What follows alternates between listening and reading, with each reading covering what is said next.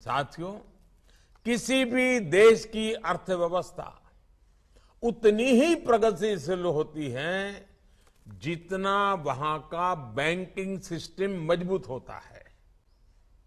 आज भारत की इकोनॉमी एक निरंतरता के साथ आगे बढ़ रही है। ये इसलिए मुमकिन हो रहा है क्योंकि इन 8 वर्षों में देश 2014 के पहले वाले फोन बैंकिंग सिस्टम से डिजिटल बैंकिंग पर शिफ्ट हो गया है। 2014 से पहले की फोन बैंकिंग आप लोगों को भली भांति याद होगा और समझ गए होंगे। बैंकों को ऊपर से फोन आता था और तय होता था कि बैंक कैसे काम करें, किसे पैसे दें।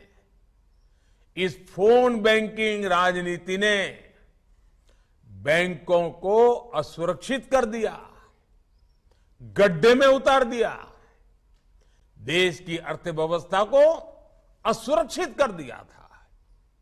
हजारों करोड़ के घोटालों के बीच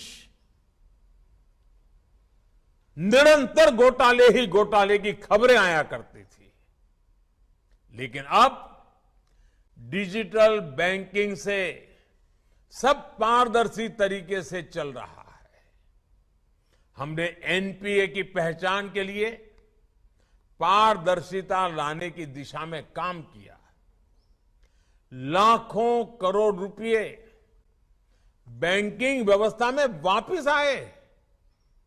हमने बैंकों को रिकैपिटलाइज किया।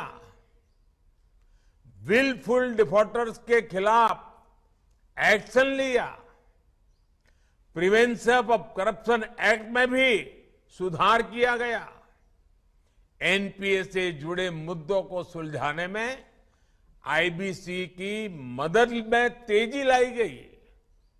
हमने लोन के लिए भी टेक्नोलॉजी और एनालिटिक्स के इस्तेमाल को बढ़ावा दिया, जिससे एक पारदर्शी और वैज्ञानिक व्यवस्था खड़ी हो सके।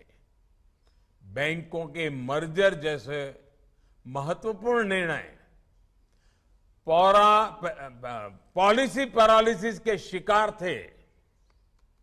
देश ने उन्हें भी उतनी ही मजबूती से निर्णय किए, कदम उठाए।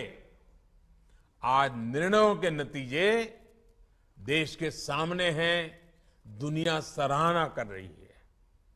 डिजिटल बैंकिंग यूनिट जैसी नई शुरुआत और फिनटेक के इनोवेटिव इस्तेमाल के जरिए अब बैंकिंग व्यवस्था के लिए एक नई सेल्फ ड्रिवन मैकेनिज्म तैयार हो रहा है।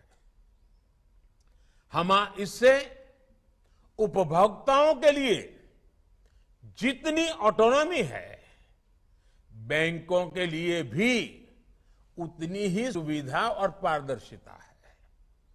मैं चाहूंगा इस तरह की व्यवस्थाओं को कैसे और व्यापक बनाया जाए, कैसे इसे लार्ज स्केल पर आगे बढ़ाया जाए।